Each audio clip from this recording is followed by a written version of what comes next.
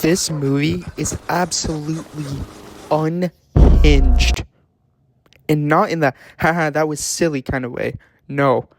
In a who approved this and why the fuck did it work? Sit down, shut your ass up, let me explain. Some information before I begin.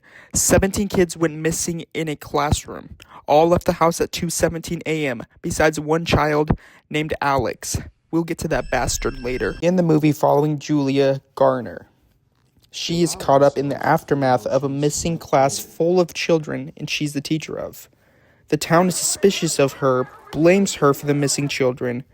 Some creepy shit happens, and then she goes investigating Alex, following him until she gets creeped on.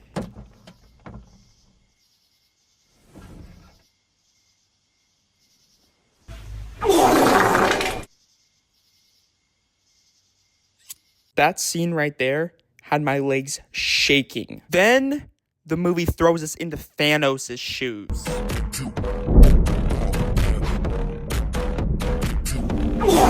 You can't predict shit in this movie. We see the perspective of Thanos as he grieves over his missing child. He is suspicious of Julia and starts to stalk her for a while. He also sees some weird shit and children running into this house. Then this absolutely terrifying jump scare. This shit had me flying in theaters. Thanos then confronts Julia at a gas station where a man begins to charge at them. Then guess what? Another child. Meet Paul. He's a police officer for the town. On a side note, I think it's good giving the perspective of a law official. Shut the fuck up. We follow Paul as he chases down James, a homeless druggie who tries breaking into a building in an alleyway. Paul then tackles him to the ground and apprehends him in the process, getting his finger stabbed by a needle in James' pocket. And this is what happened next.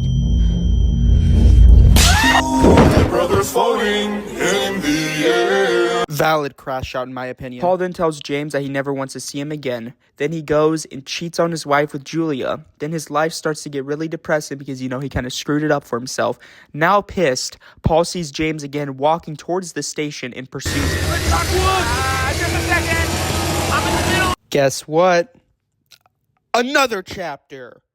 James. We follow James after the aftermath of getting knocked out by Paul. James goes around trying to sell junk to fund his drug addiction. He also lives in a tent in the woods. One day, James is breaking into a house that looks abandoned where he finds 17 kids in the basement. Freaked out, he gets out of the house. James then finds out that there's a $50,000 reward for information on the missing kids. Reluctantly, James goes to report it to the police. This is where the previous chapter ended, with Paul and James meeting again. Paul chases James into the woods where his tent is, and he gets stabbed again. James then tells Paul that he knows where the missing kids are. Paul puts James in the back of his police car, and they drive to the house. Paul goes inside, then comes out later possessed, dragging James into the house. Now, back to this guy. His name is Marcus. As him and his husband are greeted by Gladys, she shows this how she gets control over people. Turns out, she's a fucking witch. She makes Marcus vomit all over his husband's face and smash his head in.